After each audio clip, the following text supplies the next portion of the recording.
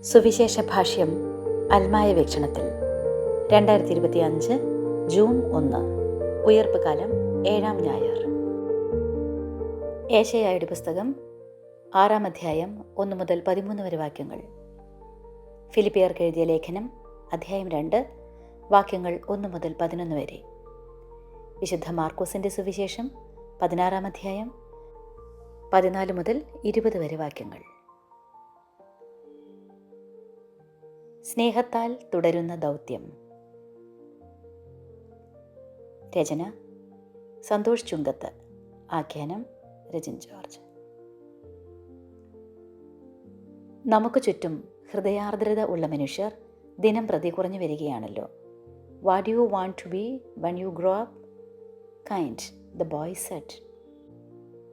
അവലംബം: the boy, the mole, the fox and the horse. വലുതാകുമ്പോൾ ആരാകണമെന്നാണ് നീ ആഗ്രഹിക്കുന്നത്? കൂടുതൽ ദയവുള്ള ഒരാൾ. അവൻ തൻ്റെ ജീവിതത്തിലുടനീളം സംസാരിച്ചത് സരളഹൃത്തരായിരിക്കുവാൻ ആവശ്യപ്പെട്ടുകൊണ്ടാണ്.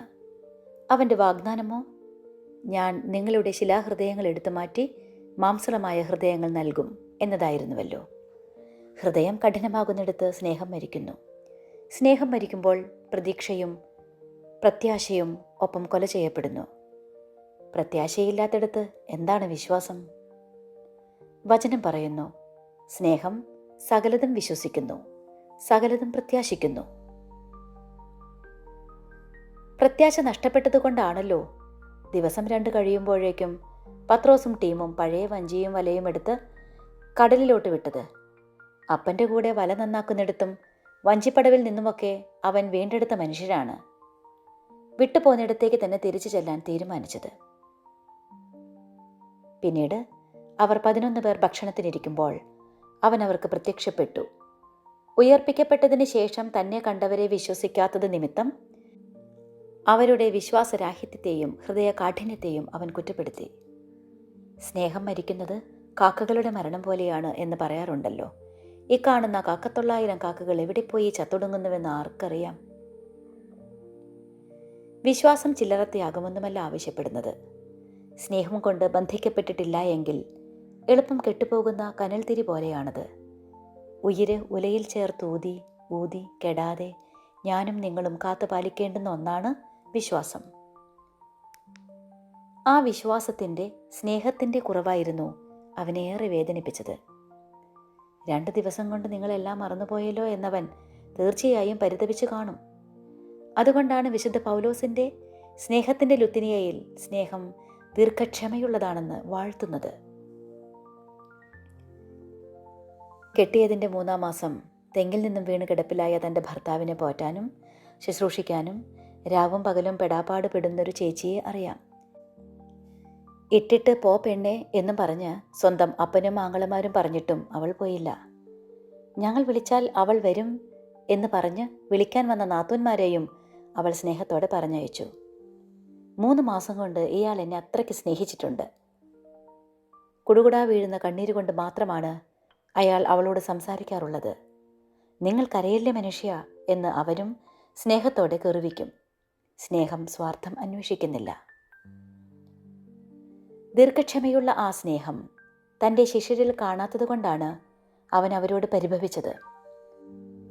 ദൗത്യം ഭരമേൽപ്പിക്കും മുമ്പ് അവൻ അവരെ സ്നേഹത്തിൽ ഒരിക്കൽ കൂടെ സ്നാനപ്പെടുത്തുകയായിരുന്നു. സ്നേഹമില്ലെങ്കിൽ ദൗത്യം പരാജയപ്പെടും. ലോകമെങ്ങും പോയി സുവിശേഷം അറിയിക്കുക. എന്താണ് സവിശേഷമായ ആ വാർത്ത? സഹോദര, സഹോദരി, ദൈവം നിങ്ങളെ ഗാഢമായി സ്നേഹിക്കുന്നു. സ്നേഹത്തിൽ വീണ്ടെടുക്കപ്പെട്ടവർക്ക് മാത്രമേ ഈ സ്നേഹവിശേഷം പങ്കുവയ്ക്കാനാവുകയുള്ളൂ. അനുഭവിക്കാത്ത സ്നേഹം പകർന്നു കൊടുക്കാൻ ആർക്ക് കഴിയും? ദൗത്യം നൽകപ്പെട്ടു കഴിഞ്ഞു. നമ്മൾ ലോകമെങ്ങും പോകണം. എല്ലാ സൃഷ്ടികളോടും സദ്വാർത്ത അറിയിക്കണം. അത് അയക്കപ്പെടുന്നവർക്കുള്ള ദൗത്യമാണ്. വചനം പ്രസംഗിക്കുക.